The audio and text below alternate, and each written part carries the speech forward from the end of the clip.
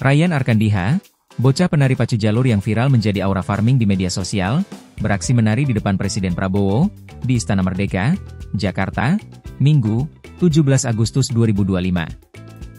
Di perayaan HUT ke-80 RI kali ini, Ryan tampil di halaman depan Istana Merdeka, menari diiringi lagu yang membuat seisi istana berjoget, termasuk Prabowo Subianto.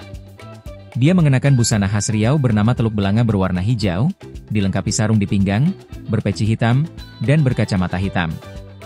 Wajahnya tersenyum sambil menari gerakan yang khas dengan tangan digerakkan di depan dada dan perut. Terlihat pula, anak-anak berbusana hijau khas Riau yang menari pacu jalur ini bersalaman dengan Prabowo. Ryan memang bukan anak biasa. Sejak kecil, ia sudah akrab dengan Sungai Kuantan. Ia terbiasa berenang dan menaiki sampan, dua keterampilan penting yang wajib dimiliki seorang Togaluan, penari di ujung perahu pacu jalur.